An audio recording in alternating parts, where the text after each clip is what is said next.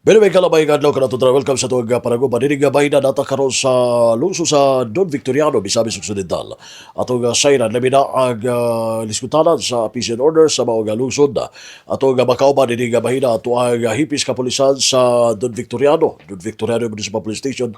Si Police Captain Arafat. Al-Rafat Sapi, no? Ang atuang hipis kapulisan, no? Ang atuang chief of police, mismo din sa Don Victoriano Municipal Police Station. Una kakuha na to sa pagtibaya si Sir Sapi. Sir, may gadlaw. Mayong adlaw sa imo sir o mayong adlaw sa mga viewer karon sa atong DXDD na Osamis. Okay. Sir, by the way, doon ay traffic incident na hitabo, no?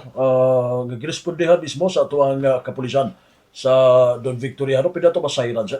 So, last Monday, a concerned citizen nanawag sa atua regarding traffic accident at Purok Ono sa Napangan, Barangay Napangan, Don Victoriano. So immediately, even the truth, even we have not able to meet 5 minutes response because of the Bali uphill road sa atong area. As long nakaabot ta dito, it takes the distance is 7 kilometer from our station. So at least nakaabot atong tropa dito, narespondehan sila. So upon arrival sa scene sa aksidente, nakita na nato katong isa ka red Isuzu Highlander, murag na tortured siya na baliktad, Balintong, oo. malingtong sa suba. Okay, sa So, Pampang. yun, sa pangpang, nasa suba. Suba na siya. Okay, oo. Nag-agi sila sa kanang uncemented road. So they are come from Polo, Dapitan, going to our very popular na ports diri sa atong Donbic, Piduan Port. So dito sila nag-agi, kaya siguro dili na memorize di sa kabihasa sa dalan sa road nato, dito na aksidente ang katong Highlander. So driven by Dopitas Ditablan from Polo, Dapitan, Sambu Norte. Sir, may mga pasayro ba na sakit? Naaya mapasiyaro puro mga babae pero minor injury. They were medical treated diri sa atong municipal health office. After that, they request na pauli. Okay. Pauli sila. After medical treatment gihatag sa ato mga medical provider diri sa atuang munisipyo. So gihilin pa to sila, no? Gi-check pa sa itong mga... Yes, before they were approved, they were given a chance to go back to your place. Sa tinud lang, sir, kanang insidente site, O kanang lugar. na lugar site na sa tinud lang, dili ato Okay. Oh. Dili ato. Pero kami ang gitawagan as what our chief PNP said na no boundaries for police assistance. Basta ikaw mismo unit itawagan kahit asa dapat asisan nimo sila bago ito over sa lain na sa unit na hold ana jurisdiction ana. Okay. Pero mo kamo po dol-dol na po. Kami door kaya kami tawan even it is not our AAR namo. Tabangan namo, system namo. So kami na namang himo report. We only assume belong sa among area for the sake of following the instruction of our chief PNP. Nakuha na ba ang sakyanan, sir? As of now, wala pa. Okay. Ewan ko kung wa pa di taghihatag sa ako kung nakuha wala. Basta asa no wa pa. Okay. So- Pagpang man ang area, sir, sa may hinungdanan doon. Gikan sa cemented area pababa siya. Murag out of balance on sa brake mo na marpangson siya sa sakyanan kaya wa na sa naka-state nakaliko dayon siya diha. Siguro tungod sa paana ba. Tapos taranta na siya. Padulog na. Descending. Pag mag-brake niya siguro na lahi kayo Lisod na pag-break. Oo. pag-brake. So nawala ang control. Naman control. Okay, so pero ang mao gana luwas naman, no? Luwas walay major injury sa mga driver o sa mga pasahero niya. Pero ang purpose nila is to visit our Piduan Force. So tungod lang sa popular na itong Piduan Force, daghan na gyud mga lain-lain na lugar diri sa Mindanao o pati taga Cebu manhi lantaw ana. Okay. So sa inyo po, sir, hagit po ninyo, no, in terms sa kay sa peace and order, no, nga ma-maintain siya kay klase-klase mga tao mo bisita diri sa to.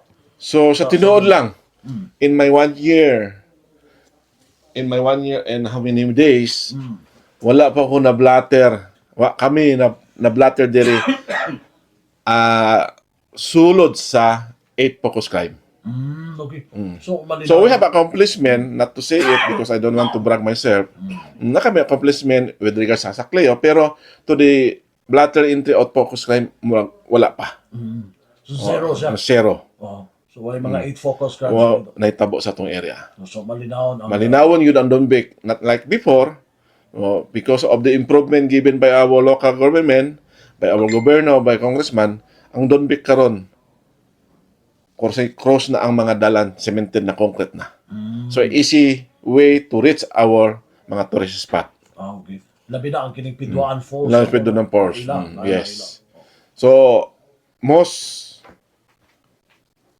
daghang tao basta Saturday Sunday. Saturday and Sunday. Yes. That's why you have a police patrol dito magtambay. Nabatay ko, sir. Nabatay police in charge with dito, no? Tourist police gagibutan. As of now, wala ta tourist police because it will mag-apply ta na for accreditation sa atuang tourist spot before naay tourist police for training. After human sa training sa kana sa ibutang diha. So even with that tourist police naata dito bit. Naay police permanente dito kada adlaw. Naka-standby dito. Standby isa ka patrol o duha ka police. Okay. Pero diri sa Don Victoriano, sir, wabay mga kining mga hubog, mag-wild, mga hitabo, mga usual nga. Because of our presence, in the street, ang atong QRT tambay di sa Barangay Lalod. So after 10 o'clock, wala na saba, wala na inom. So, we will closely monitor sa implementation sa curfew hour sa amo ang area. so gihugtan gid diyo. Yes. Ang curfew. After 10 o'clock kay magsirin man ang tuwang diri sa LGU. Ibig sabihin, paybalo, curfew na siya. So kahit unsa undang na dayon tanan ang video okay kung na video okay o mag-inom. So, pero wala ba yung mga may mga ni violate sa Wala. So observation nako diri wala kay kung naaman ito pangutana nato sa atong mga QRT kung asa gikan yung gikan trabaho exempted sila. Exempted sila. Kung pass by there sa tuwa, exempted sila. Kay kadalasan, adlaw o gabi diri mo agi from Pagadian, from Mulabe, from padulong dito sa Mutya, diri mo agi. Kay doon na kayo, mayo na dalan. So, wapoy kabalakan nila kinapoy. Wapod naipod army mga detachment. O wala na before, wala na. Okay. So, kaniya tumagod ang Don Victoriano kanabang problema sa insurance ano in a way ko naman taron na kanabang free sa insurgency no dere no sa monitoring ninyo labi na kani sa mga walhon nga grupo sir. As of now, based on our intelligence report, murag wa silang lihok. Pero kamo pod kanang gipakita po ninyo ang gobyerno na agyon Muduol gid sa ilaha. muduol sa Muduol gid sa ilaha ang gobyerno nato karon. Para at least to get the sympathy, the support with us. At least sila sa masa Na-realize nila maka-realize sila na naade ang gobyerno. Naagid maglantaw sa ilang palangga sa ilaha. So nasabtan nila. Nasabtan nila. Nasabtan. So at least no labot yara. And pero way ang kabalakan. Wala as of now wala. Okay. Pero sa karon sir kanilang inyong gitawag nato mga non-index crime no? Traffic incident mura man ay natala nila. So kana ra ang mga most once a month o totally wala pod. Kana ra mga incident pero on that to prevent that the GEO Municipal Government Unit have a plan na magbutang sa mga warning signs, traffic signs. Okay. So na-implement na ba yung mga warning signs? So, within this year, according to our disaster manager, our mayor, within this year, plaster in-store nila. Okay, in-store nila. According to them. So, I have uban sa ilang plano sa ibutang para eksakto kung makahatag information sa mga travelers. Okay, so matag kali nga possible nga prone sa mga Sa mga aksidente, traffic butangan accident, siya. butangan, Mga sign. mga signs, traffic signs sa danger area. Okay. Okay, salamat. And matagkaroon ko niya, no? Naagin yung checkpoint sa itong mga PNP, no? Yes, we Isip have. ko na, sir, kay medyo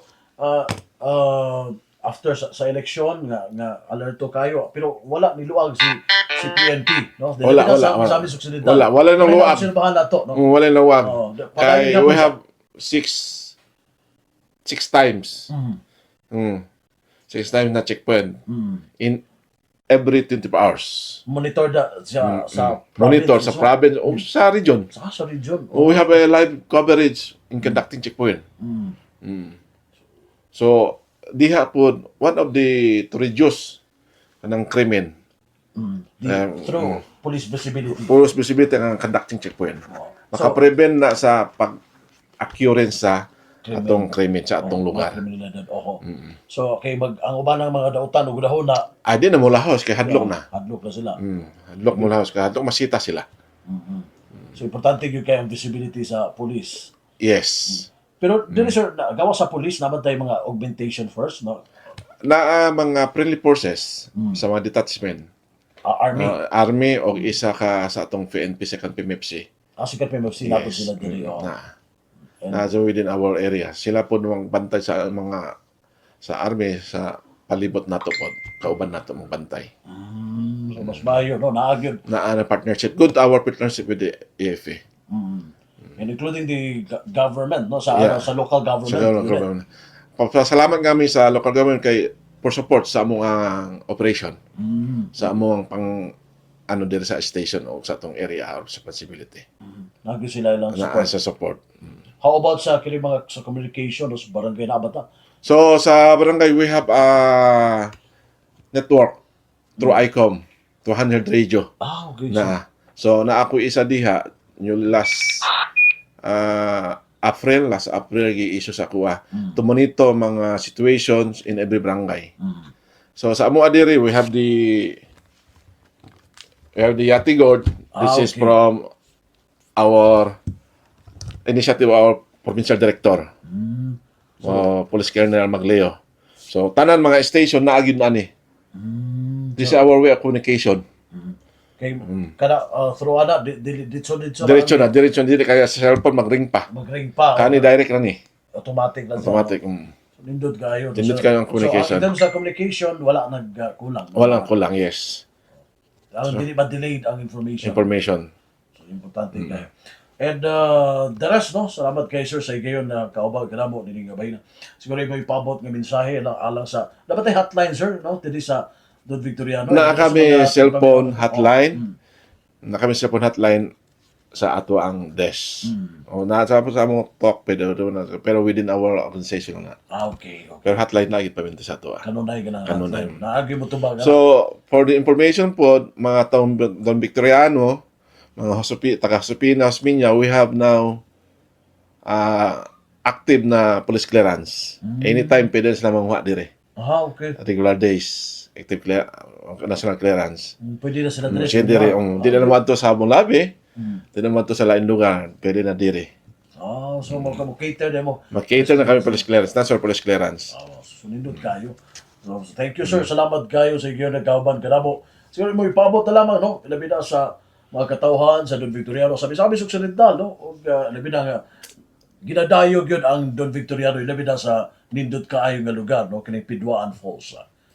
So, salamat sa mga suporta sa mga local government, national government, ay mga NGO sa amo ang pag-implement para ma-peaceful yun ang atong Donbic. I-enhance pa nato para at least daghan ang mga local tourists o when national, international tourists padulong sa atong area. Alagaan nato mayo atong peace and order kay kana one of the elements para mag-progress o ma-develop atong munisipyo. So, we will ask your support para at least okay ang pagpuyo nato diri sa Don Victoriano. Okay, so gikan mismo naagi lang support, no? Sa sa inyo sa local ganto sa province na to, no? Sa Yes, provincial yes. director, no? Sa province mismo, sa Kay governor, kay congressman, dako kayo support sa ato dire.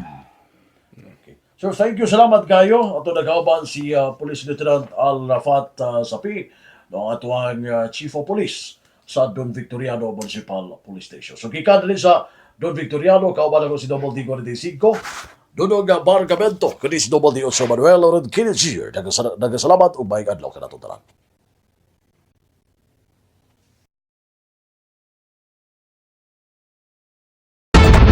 Dalawang araw matapos ng pag-atake ng Amerika sa tatlong nuclear facility ng Iran, nakipagpulong ang Foreign Minister ng Iran kay Russian President Vladimir Putin.